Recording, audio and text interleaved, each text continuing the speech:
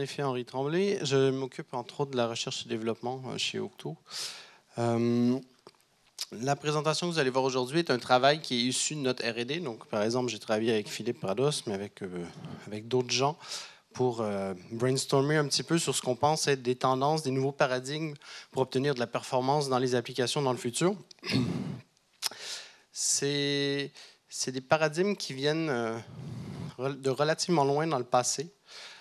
Donc, aujourd'hui, on va partir dans un espèce de grand voyage et on va traverser un petit peu le passé pour remonter l'histoire de l'informatique et voir comment les idées tournent et se recoupent pour arriver à ce qu'on a maintenant comme nouveau paradigme de conception des logiciels et d'amélioration de nos performances étant donné les contraintes hardware du moment.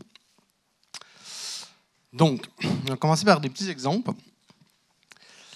Il y a beaucoup de choses qui ont été découvertes il y a très, très longtemps, donc il y a souvent 40, quasiment 50 ans, et qui viennent de ressortir il y a moins d'une dizaine d'années. Des exemples, c'est par exemple la loi d'Amdahl qui a régi la performance qu'on peut obtenir lorsqu'on parallélise un processus.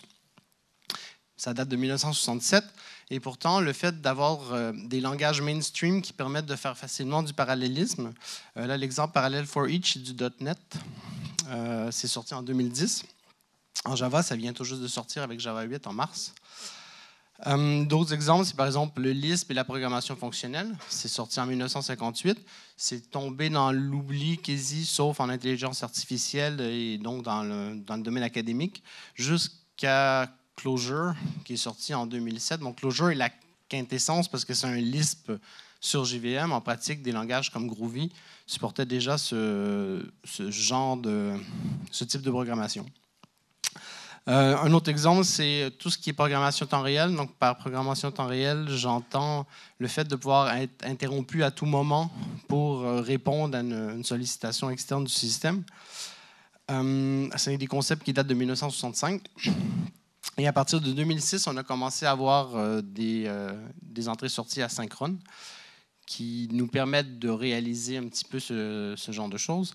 Et depuis 2 ans maintenant, tout le paradigme réactif dont on parlera un petit peu plus à la fin. Donc, vous voyez qu'il y a eu une espèce d'oubli. Et ce qu'on va étudier maintenant, c'est pourquoi on est arrivé pourquoi on n'a pas eu besoin de tout ça pendant 40 ans, finalement. Donc, on a commencé par, c'est-à-dire que les développeurs de maintenant, ceux qui ont appris à développer, qui sont maintenant la force de développement d'aujourd'hui, ont généralement commencé là-dessus. Donc, dans les laboratoires et dans les entreprises, il y avait évidemment déjà des ordinateurs un petit peu différents, mais le développeur classique de maintenant a commencé sur un x86. Donc, dépendamment de son âge, il y avait le 1, 2, 3, 4, 5, 6 à côté de son chiffre de CPU, mais foncièrement, c'était du x86. À cette époque-là, c'était simple. Donc, on avait un processeur, il y a des entrées qui rentrent dedans, il fait quelque chose, ça sort, on a fini. Donc, on était content, c'était calme, c'était paisible, tout se passait bien. Côté recherche, bancaire, etc., évidemment, ces gens-là, eux, avaient déjà d'autres technologies qui n'étaient pas nécessairement à notre portée en cursus ou en cursus d'études ou en début de carrière. Donc, il y avait des concepts de multitâches qui existaient déjà.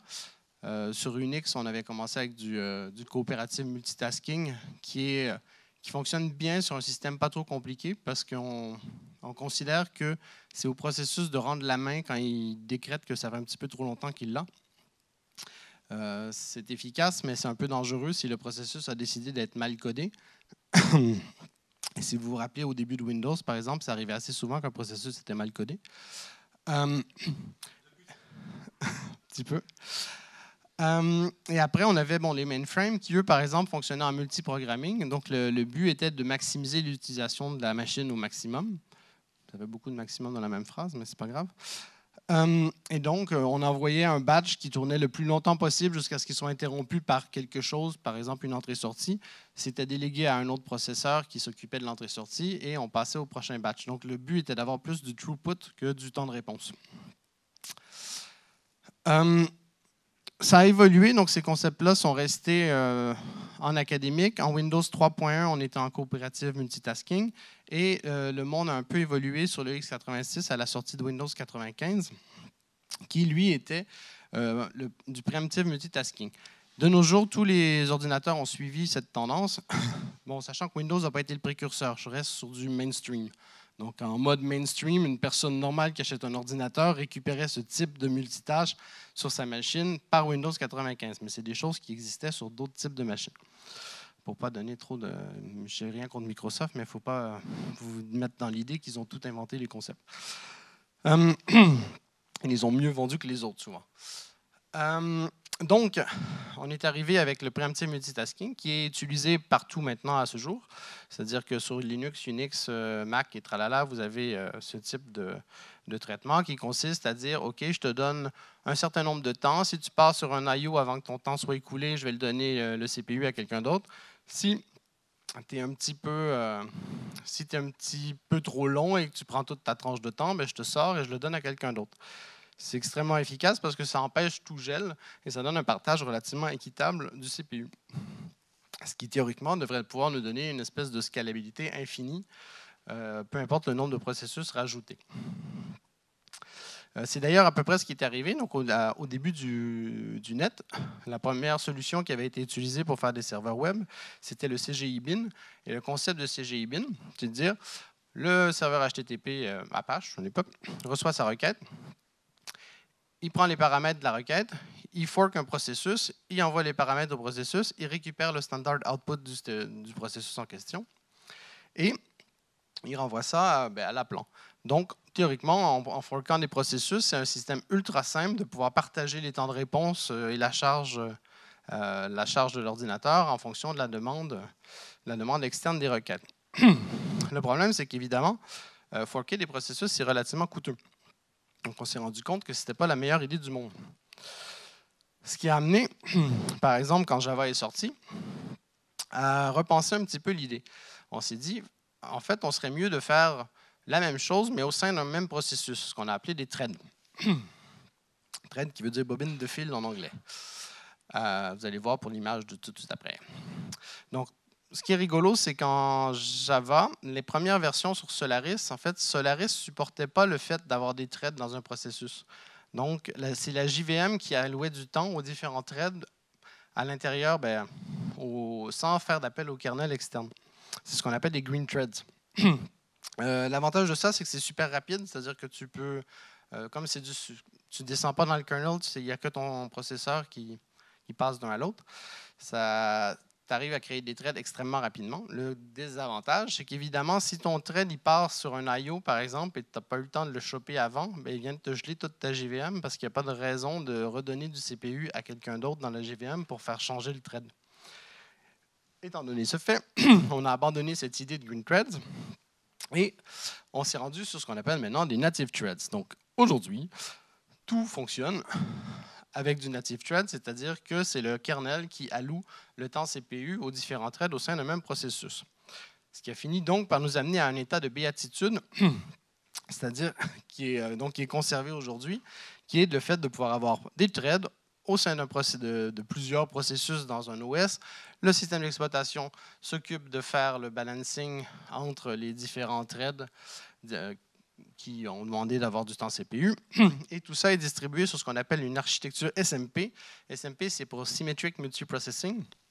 C'est juste le fait d'avoir plein de CPU, mais les CPU sont tous pareils. Donc, sur un ancien mainframe, il y avait des CPU alloués pour différentes tâches, donc un pour les I.O., un pour le disque, un pour le traitement CPU. Sur du SMP, on s'est dit c'est plus simple, tout le monde fait la même chose, et le kernel a juste à distribuer le temps un petit peu partout. Donc là, on a une espèce de super architecture qui permet de scaler infiniment. Donc on est content et c'est ce qui est encore utilisé à ce jour. Il n'y a pas eu d'amélioration à ce concept. Théoriquement, on était heureux parce qu'à partir de là, on se dit, OK, je peux scaler comme je veux. Donc si j'ai besoin de gagner en performance, j'ai deux choix. Si je veux gagner en performance horizontale, j'achète une machine. Si je veux gagner en performance verticale, donc je veux améliorer mon temps de réponse, j'attends 2 ans ou 18 mois, ça dépend à qui vous demandez. et ma loi de Moore va avoir réglé mon problème. Donc, en théorie, si je lance un produit maintenant, la popularité de ce produit va augmenter la charge sur mes serveurs, mais si la popularité n'augmente pas trop vite, j'ai juste à me racheter des machines, puis c'est bon. Bon, ça, en fait, ça n'a pas marché. Donc, là, vous voyez sur le graphe, jusqu'à 2015, la quantité de transistors, donc la loi de Moore, c'est le fait que la quantité de transistors double tous les 2 ans. Donc, il y en a qui l'avaient rapatrié sur 18 mois, mais la règle originelle, c'était sur 2 ans. Donc, cette règle-là reste vraie, c'est-à-dire que la quantité de transistors double tous les 2 ans, pour l'instant. D'ailleurs, ce qui est amusant, c'est qu'en Java, ils comptaient beaucoup là-dessus, parce que quand Java est sorti, ils se sont dit on va faire des trucs qui sont super lents, mais qui sont utiles pour tout le monde. Et de toute façon, un de ces 4, la loi de Moore va faire que ça va se glisser dans le trait du crayon et ça ne sera plus très important. Donc Java 1.0 était conçu là-dessus. C'est pour ça qu'il y avait des collections qui étaient synchronisées par défaut. C'est pour ça qu'on avait un GC qui était ultra généraliste et donc ultra lent. Et que maintenant, ils ont corrigé. On a un GC qui est générationnel, par exemple. C'est pour ça que quasiment tous les frameworks d'I.O. étaient en synchrone. C'était impossible de faire de l'I.O. asynchrone sur une JVM ancienne. Il y a même des choses comme, on forquait des threads quand on en avait besoin au lieu de garder des pools de threads, par exemple. Et même l'UTF-16, ils se sont dit, OK, je vais mettre du chinois, je vais être multilingue, etc. Donc, on va se mettre dans l'UTF-16 et un jour, la mémoire sera tellement peu chère que je m'en fous que ça prenne, qu'il y ait plein de zéros vides quand je suis en anglais. Donc, je pense qu'aujourd'hui, si on le refaisait, donc autant les 4 premiers, on a réussi à les corriger parce que ce n'était pas ancré dans le langage, autant le dernier, on est pris avec parce que c'est une règle en Java. Et en pratique, je pense que s'ils réfléchissaient à la question maintenant, ça serait plutôt de l'UTF-8, par exemple, qui est sensiblement plus compact. Bon.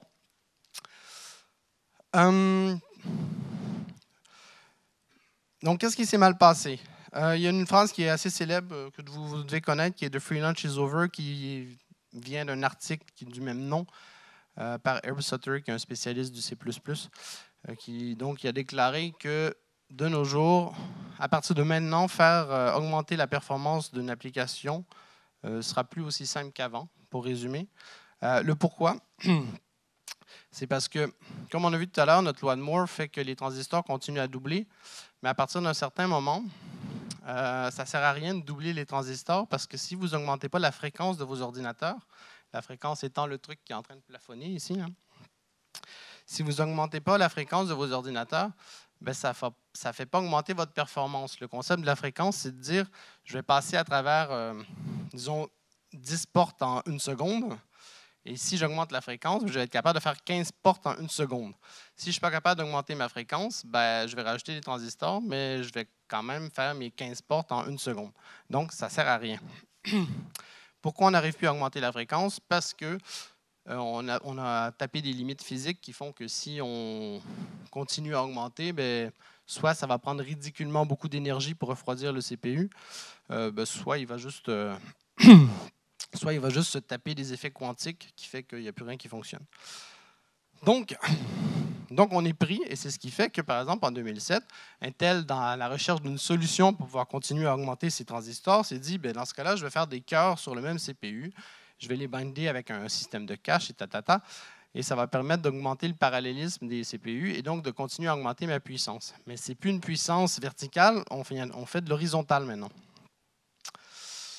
Ce qui n'est pas grave normalement, parce que conceptuellement, quand on a un serveur d'application, le serveur d'application reçoit des requêtes, donc il reçoit plein de requêtes, et l'important, c'est d'avoir des CPU pour des CPU ou assigner les requêtes en question. Donc, comme c'est plutôt de la scalabilité horizontale, en théorie, on s'en fout complètement de ne plus avoir de gain de performance brute. Parce que ça devrait scaler en augmentant le nombre de CPU. Donc, en théorie, c'était une réponse raisonnable au problème. Ce que ça amène, par contre, et ce qu'il faut bien comprendre, c'est que votre temps de réponse, il ne va pas s'améliorer. Donc, à partir de maintenant, le temps de réponse de vos applications va rester le même pour toujours. C'est-à-dire que toutes les nouvelles générations de CPU ne vont pas améliorer votre temps de réponse. Je triche un petit peu parce qu'en fait, ça s'améliore un petit peu parce qu'ils augmentent le cache, ils augmentent la prédictibilité, ils augmentent 2-3 trucs. Mais c'est du patchage pour essayer d'améliorer un petit peu leur CPU. Mais nos amis les fabricants n'ont pas de manière très stricte et solide pour être capable d'augmenter les temps de réponse. Donc, la scalabilité, vous allez l'avoir. Les nombres de cœurs vont probablement augmenter sans fin jusqu'à ce qu'on se lasse ou qu'on invente un ordinateur biologique, ce qui est probablement ce qui va se produire, et qui sera massivement parallèle. Mais en attendant, il n'y a pas de solution. Donc, vos temps de réponse vont rester comme ça. Donc, si vous voulez améliorer vos temps de réponse, il faut faire d'autres choses. Et c'est de ça qu'on va parler maintenant. Est-ce que j'ai un timer quelque part? Non? Pas vraiment? Non? OK. Parce que, ouais, bon, je vais essayer de me caler au feeling. Voilà. Bon, au moins, c'est la dernière session de la journée, j'ai le droit de dépasser. OK. Donc, pour être sûr que tout le monde a bien retenu, je l'ai mis 2 fois dans 2 couleurs. Donc, le temps de réponse de vos requêtes ne s'améliorera plus à partir de maintenant. Donc, ce n'est pas en changeant votre CPU que ça va changer grand-chose à grand-chose. C'est bon, c'est imprimé. Donc, maintenant, on va voir comment on peut arranger ça.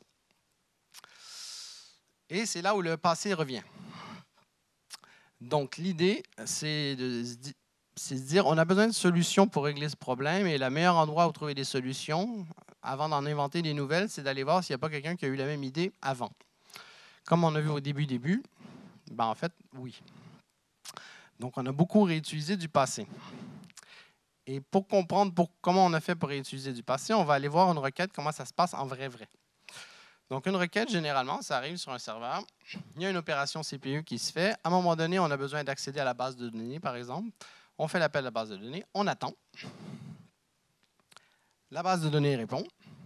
On fait une deuxième opération et on continue comme ça, et ainsi de suite. Si on zoome encore plus, le vrai truc qui se passe, c'est qu'on fait une entrée-sortie vers la base de données. Le kernel dit « Hop, lui, il ne fait plus rien, je l'enlève de là. » Il nous context switch out. On attend la fin de l'IO. Quand l'IO est terminé, le kernel nous remet en haut de la pile des trucs qui peuvent être exécutés. Et quand c'est notre tour, on récupère le CPU. Donc, le context switching, déjà, ce n'est pas gratuit. Et ensuite, le temps d'attente avant de récupérer notre CPU, ce n'est pas gratuit non plus. Donc, on a 3 délais. Un overhead de context switching, un overhead d'attente de reprise du CPU et un overhead d'IO. Ce qui est encore pire, c'est qu'un point de vue context switching, si vous avez par exemple 2 threads qui tournent pendant 1 seconde, le CPU va dire, bon c'est un exemple parce qu'en vrai c'est plutôt, il va lui donner 10 millisecondes, mais je l'ai fait un peu large pour que ça soit plus compréhensible. Mais, donc le thread 1 va avoir 500 millisecondes, le thread 2 va avoir 500 millisecondes, mais en fait il y a un petit peu de blanc au milieu pour avoir le temps de context switcher d'un à l'autre. Donc si vous rajoutez 10 threads, ce qui se produit, c'est que dans le CPU, il peut pas vraiment se permettre de donner 500 millisecondes à tout le monde parce que ça va être beaucoup trop long avant que le 10e thread ait un peu de traitement. Donc, ce qu'il fait, c'est qu'il raccourcit ses fenêtres et il décide de les caler tout le monde dans la seconde. Pareil, c'est un exemple. Les algorithmes sont un petit peu plus compliqués que ça. C'est l'idée. Donc, comme vous avez ça, c'est-à-dire que vous avez plus de context switching, donc vous avez plus d'overhead, évidemment. Et vous perdez de façon évidente du temps. Et en plus, comme chaque fenêtre est un petit peu plus petite, vous allez avoir moins de temps de traitement pour le thread qui a besoin de faire son truc. Donc, nécessairement, ça va devenir plus long pour tout le monde. Bon, ça, de ce côté-là, il n'y a pas nécessairement de solution. Par contre, ce qui nous intéresse, c'est toutes les lignes blanches qu'on aimerait bien faire disparaître au maximum. Hop! Donc, résumé, on attend sur les entrées-sorties, on attend sur la récupération, le temps de récupération du CPU, on attend et on a de l'overhead de context switching, et cet overhead de context switching s'empire plus on a de threads en parallèle. Et de processus en parallèle aussi, mais ça, c'est un autre sujet. Donc, il nous faut des outils. Il nous faut des outils pour pouvoir nous en sortir et puis pour pouvoir amoindrir ces 3 effets qui nous font perdre du temps CPU et qui nous coûte cher et qui, dans la mesure où on veut augmenter notre temps de réponse. Sachant que vous n'allez pas nécessairement vouloir augmenter votre temps de réponse. Vous en êtes peut-être très content de votre temps de réponse actuel. Donc, là, on va parler de solutions qui intéressent les gens qui veulent diminuer leur temps de réponse et ou diminuer leur coût hardware, en fait. Parce qu'évidemment, si vous maximisez votre utilisation CPU, bien, ça vous coûte moins cher en hardware. Qu'est-ce qu'on a?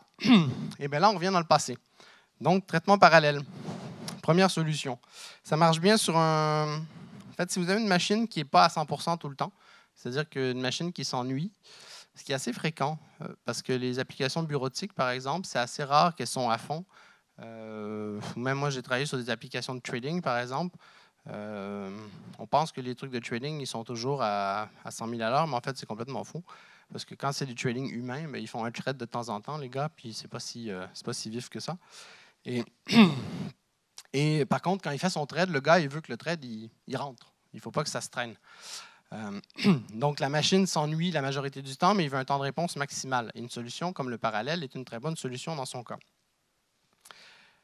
Donc, le concept est absolument basique. On reçoit une requête et au lieu de traiter toutes les opérations de front, on envoie une opération sur un thread, une autre opération sur l'autre thread. On attend la réponse des deux.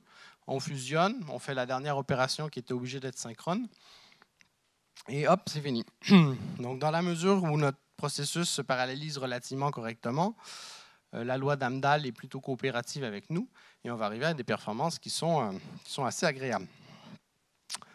Deuxième solution, c'est de dire, ben, j'arrive, je fais mon opération et quand je fais mon I/O, au lieu de rester là comme un con à attendre qu'elle finisse, ben, je vais faire d'autres choses en attendant. Donc je réfléchissais au souffle de mon micro, donc là j'ai changé un peu le micro de place, ça m'a perdu un peu. Donc vous avez l'opération 1, vous faites votre I/O, vous continuez sur l'opération 3 et le kernel nous rappelle quand l'opération 2 a terminé, ce qui permet nécessairement de maximiser notre temps de réponse puisqu'on n'attend plus sur nos entrées-sorties. Bon, vous comprenez bien que ce n'est pas magique parce que si on a besoin du résultat de l'entrée-sortie, on ne peut pas avancer plus que ça. Donc, il faut séquencer bien ces blocs pour faire toutes les demandes au début et tranquillement, les réponses vont arriver, donc on va pouvoir traiter un petit peu tout le monde. Mais c'est une bonne façon de gommer les temps d'attente dus aux I/O. Troisième solution, c'est de dire, ben moi, je ne veux pas de context switching, donc je prends un thread par CPU.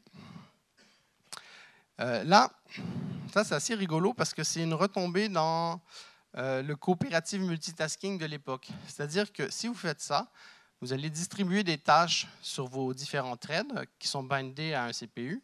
Et s'il y a une tâche qui a décidé qu'elle gardait le CPU pendant 350 000 ans, bien, elle va geler votre CPU tranquillement et vous allez l'avoir perdu.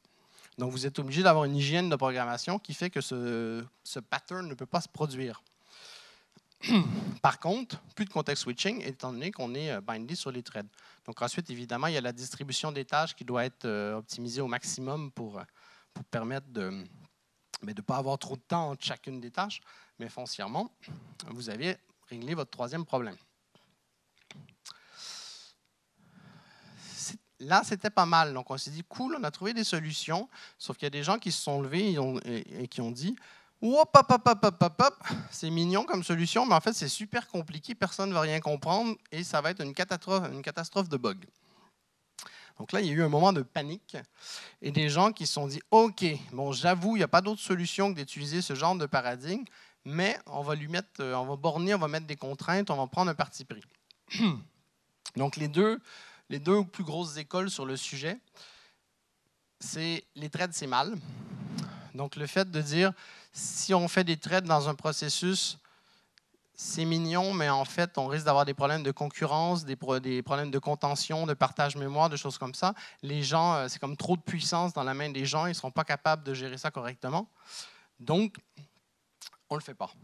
Interdit de faire du multithreading. On fait un thread, un processus, comme ça, pas de problème.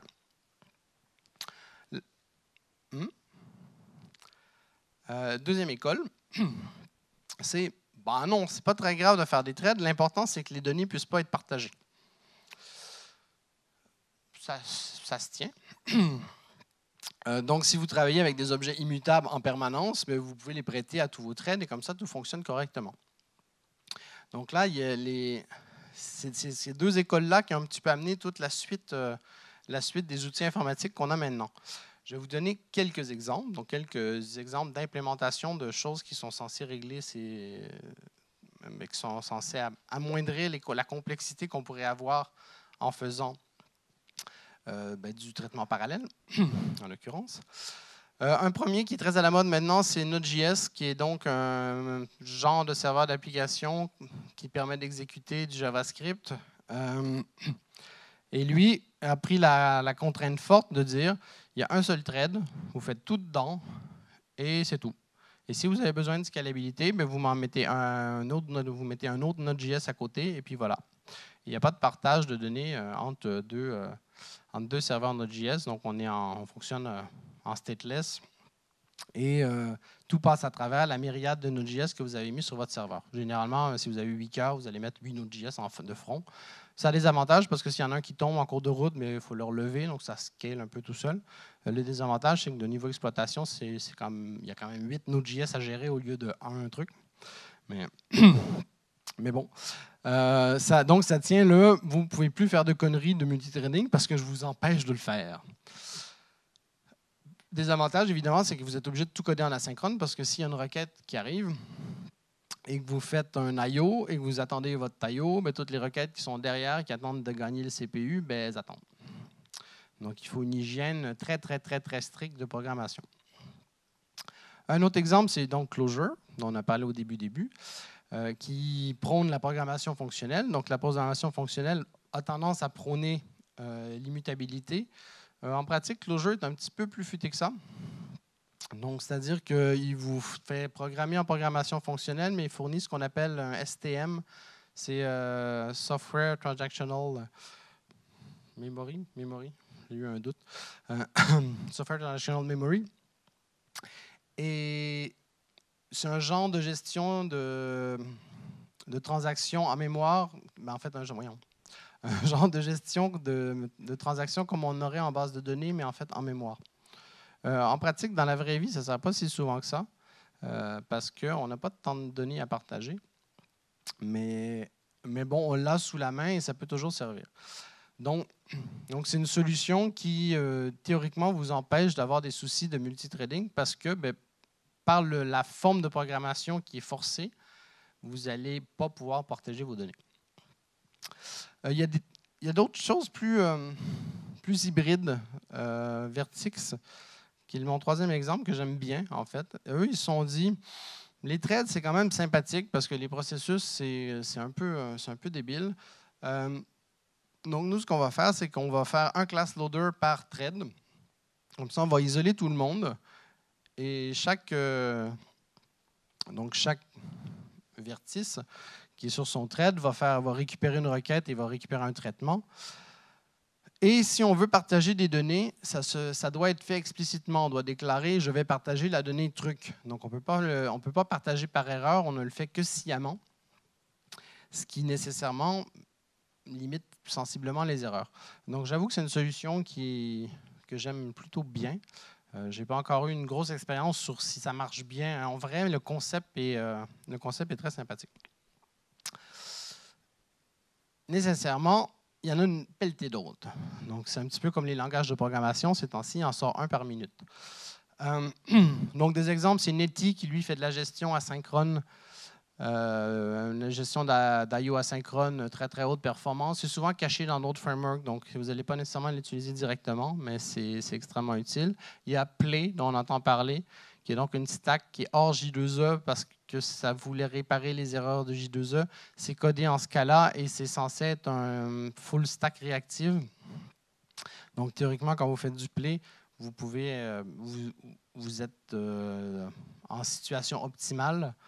Il y a du vrai, il y a du pas vrai là-dedans.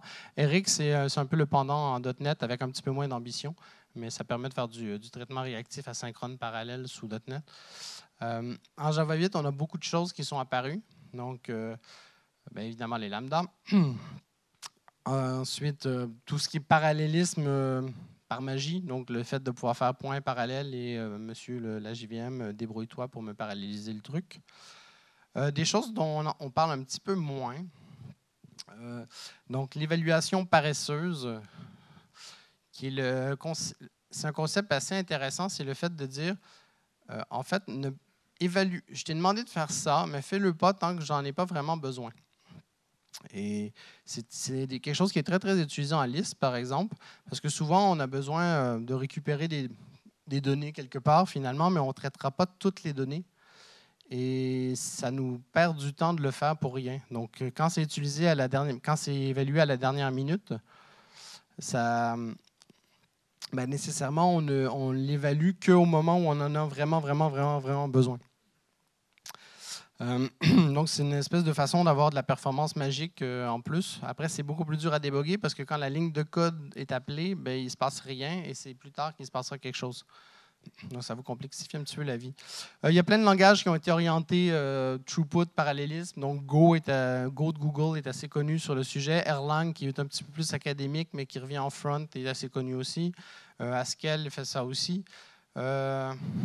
À part Go, c'est quand même un peu ésotérique comme langage. Ce n'est pas nécessairement à la portée de tous les humains. Et Go, c'est rigolo. Donc, je ne recommande pas nécessairement de jouer avec, mais c'est vrai que ça sort, ça émerge et ça existe. Par contre, des choses qui sont plus prometteuses, c'est dans les langages existants. On commence à voir l'apparition de principes qui permettent de facilement améliorer la gestion de l'asynchrone. Donc, il y a des concepts de coroutine, de continuation, de promesses qui se développent dans les différents langages, soit en Java, soit en Scala, par exemple. Je ne les détaillerai pas là. Par contre, il va y avoir des articles sur le blog d'Octo qui vont sortir dans les prochaines semaines, mois, qui vont vous permettre de bien comprendre comment ça fonctionne. Et ça va vous permettre de vous mettre à jour sur le sujet. Les autres choses, c'est qu'évidemment, si on veut faire de la synchrone, par exemple, il faut que tout ce qui demande un arrêt CPU nous permette de faire la synchrone. Par exemple, un driver JDBC ne permet pas de faire la synchrone. Quand on appelle une requête avec un driver JDBC, il gèle puis il donne une réponse. Donc, il faut, par exemple, là, il commence à avoir des gens qui codent des drivers asynchrones, donc où on demande la requête et il y a un callback qui nous renvoie les données à la fin, un petit peu plus tard. Donc, ce genre de solution donc, qui est intégrée dans les frameworks se met à émerger, va nous permettre de faire du traitement parallèle de façon beaucoup plus facile. Bon, donc là, ça donne une idée de pourquoi on a besoin de changer un peu nos paradigmes. On a une idée des problématiques que ça amène, des solutions qui ont causé ces problématiques. Quelques exemples de frameworks qui ont donc émergé pour essayer d'implémenter les solutions en gommant les problèmes. 6 minutes? OK. Et là, ce que vous allez vouloir avoir, c'est un petit peu de guideline pour vous lancer dans le truc. Et ce sera la dernière phase de cette présentation. Donc, j'ai pris étape par étape, donc ça, chacun des concepts, et j'ai essayé de vous lister les avantages, les inconvénients et ce que vous devriez en faire. Le premier, c'est ce qui est NIO. De façon générale, NIO, c'est assez transparent pour l'utilisateur. En particulier, par exemple, si vous prenez un Tomcat, vous pouvez mettre un driver NIO dessus. Ça ne change absolument rien à votre vie et vous allez gagner en performance. Donc, il y a beaucoup d'endroits où c'est quasi transparent. Il y a des endroits où il faut un petit peu plus réfléchir, mais ça se fait quand même assez bien.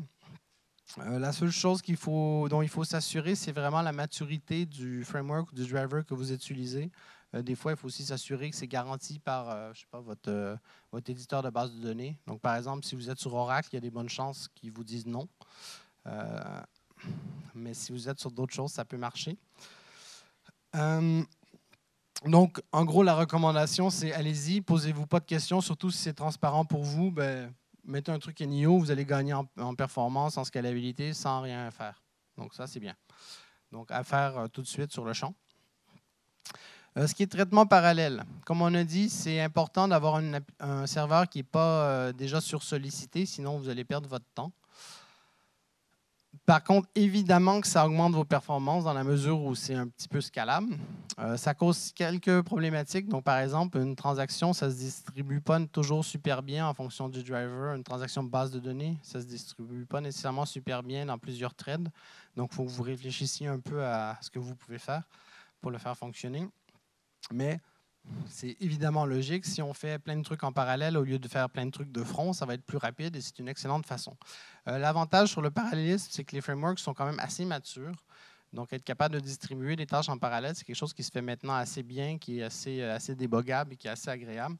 Donc, si vous avez ce genre de problématique, un serveur où vous voulez gagner du temps de réponse et que le serveur ne fait pas grand-chose, allez-y, mettez-le aux endroits qui vous intéressent. Faites pas les fous, donc mettez-en pas partout, même quand ça ne sert à rien. Mais pour des points de contention intéressants, ça vaut la peine de se lancer sur le besoin. Programmation fonctionnelle. C'est assez séduisant. Les principaux désavantages, c'est qu'on n'est pas toujours... En fait, un nouveau développeur qui ne connaît pas bien va avoir de la difficulté à lire. Ça va se gommer avec le temps parce qu'on n'était pas très habitué, mais les gens vont finir par s'habituer à la syntaxe. Mais il faut quand même inboarder les gens pour qu'ils comprennent bien le concept. La deuxième chose, c'est que ça a une petite tendance à faire des one-liners très, très longs et assez peu compréhensibles dans l'absolu. Donc, ça mérite une gouvernance. Donc, il faut avoir des techniques qui gèrent un petit peu ce qui se passe pour que l'utilisation reste lisible et correcte. Mais sinon, j'avoue que ça vous enlève plusieurs problèmes de partage de données, par exemple, et ça vous amène une évaluation paresseuse de vos données qui est instantanée. La recommandation là-dessus, c'est de mettez-le... en fait, forcez pas trop le trait, parce que mentalement, c'est quand même un peu bizarre comme quand on n'est pas très habitué. Mais ça fonctionne. C'est-à-dire que... Bon, je perds un peu mon fil. Qu'est-ce que je veux dire par là? C'est-à-dire qu'en fait, sur un serveur d'application, finalement, on n'a pas tant de données qui sont partagées que ça, de façon générale. Habituellement, on s'arrange pour que ça ne soit déjà pas le cas, un peu par exprès. Fait que vous n'avez pas nécessairement la problématique qui vous force à utiliser du langage fonctionnel. Et si vous n'avez pas cette problématique, bien, ça ne vaut peut-être pas la peine de vous complexifier la vie en utilisant. Par contre, si vous êtes dans ce cas-là, donc vous avez un partage de données assez intense, ou que vous voulez bénéficier de choses, par exemple, de pouvoir ajouter un parallélisme aux besoins dans certains cas, vous voulez avoir de l'évaluation paresseuse parce que vous êtes conscient que vos données, vous les récupérez, mais vous ne les utilisez pas toutes, etc., bien, ça vaut la peine de vous lancer dans le concept. Allez en Java 8, par exemple, comme ça, vous allez rester sur un même langage et vous allez pouvoir faire des gains de performance là-dessus. J'avais une autre idée, mais je l'ai perdue. Oui, mais non, ça vient ici.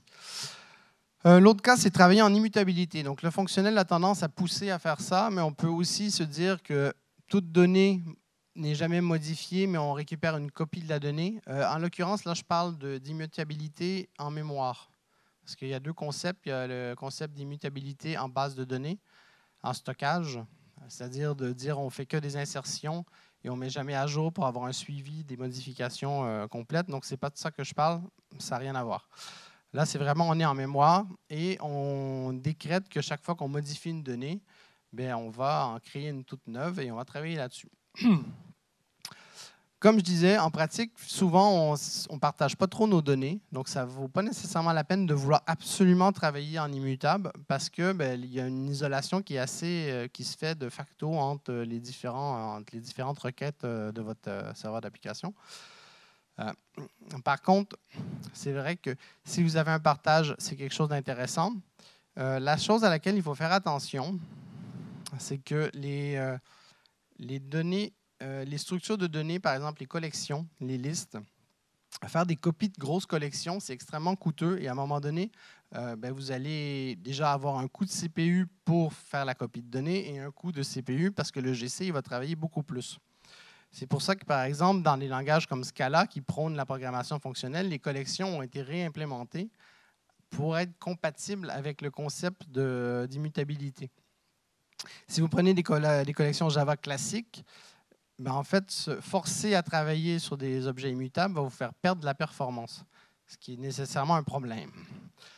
Donc, si vous en avez besoin, ça peut simplifier le partage de données, mais je ne recommande pas de vous y mettre en disant que c'est une règle absolue, il faut le faire tout le temps, et il ne faut absolument plus partager vos données. Le dernier, c'est donc tout ce qui est traitement asynchrone. Traitement asynchrone, c'est la meilleure façon d'améliorer vos temps de réponse avec le côté NIO. Donc, c'est-à-dire que vous demandez un truc et vous faites d'autres choses en attendant qu'on vous donne la réponse. Donc, en gros, vous ne pouvez pas faire mieux en termes d'optimisation CPU et de réduction des temps de réponse parce que vous n'attendez jamais rien. Donc, ça, c'est assez pratique.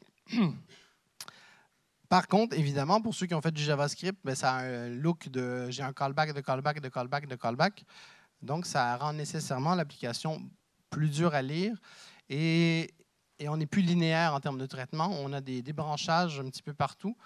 Et donc, le débogage est sensiblement plus compliqué. Par contre, c'est une super solution pour augmenter vos temps de réponse. C'est-à-dire que si vous voulez faire ça, donc vous voulez augmenter vos temps de réponse, ben, c'est la solution à utiliser. Ce qui implique que... diminuer, excusez-moi. Augmenter la performance, diminuer le temps de réponse. Donc, diminuer le temps de réponse. Donc, allez-y aux endroits où vous avez vraiment besoin d'un gros throughput. Faites-en. Idéalement, faites-vous aider par quelqu'un qui s'est déjà cassé les dents dessus, parce que ce n'est pas si simple que ça directement de rentrer dans le paradigme.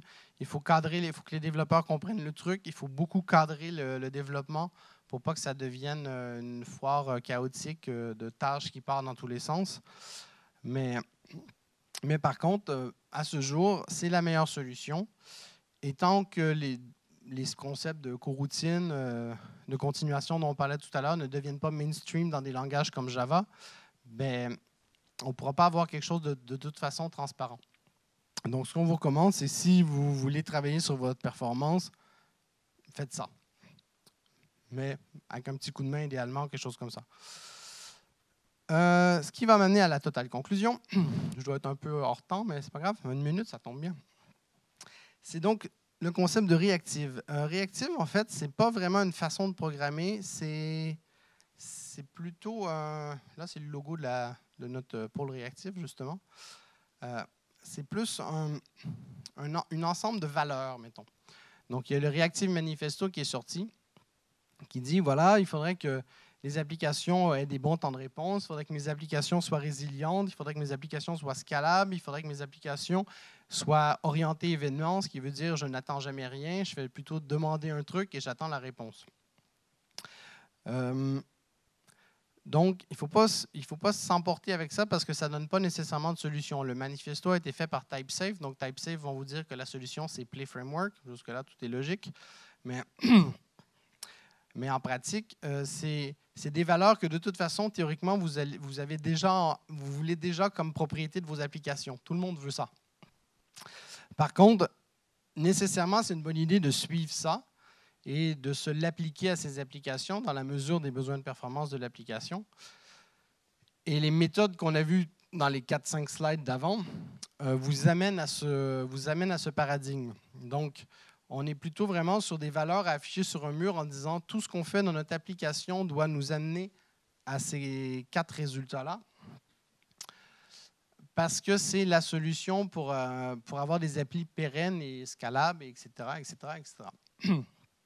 Donc, il ne faut vraiment pas le voir comme une solution, il faut le voir comme un ensemble de valeurs qui vous permettent de garder une stabilité correcte dans votre application et les autres concepts d'avant sont vos solutions. Voilà. Donc, c'était ma conclusion finale. Je ne sais pas si... Merci. Je ne sais pas si j'ai le droit à des questions parce qu'on est un peu hors du temps. Mais... Ah oui, il y a une keynote aussi. En théorie, on devrait y aller. Là. Alors, peut-être qu'il faudrait plutôt que tu prennes des questions avec les gens qui le souhaitent. Bon, mais au pire, je ne l'ai pas en off, mais il donne une pause café en plus, non? On a un quart d'heure avant le début de la keynote. Là. OK, bon. Donc, sinon, j'ai laissé de toute façon mes coordonnées là. Le Perfog, c'est un user group dont je m'occupe, moi et quelques autres personnes, qui est donc le Performance User Group de Paris. En fait, c'est le premier Performance User Group mondial, et d'où le nom Perfog, où on parle de sujets qui traitent de la performance. Donc, ça traite de sujets divers et variés. Et je vous incite à vous y inscrire sur Meetup si vous voulez parler d'un petit peu de ce genre de sujet. Voilà, donc merci encore. Et si vous avez des questions, je vais être par là.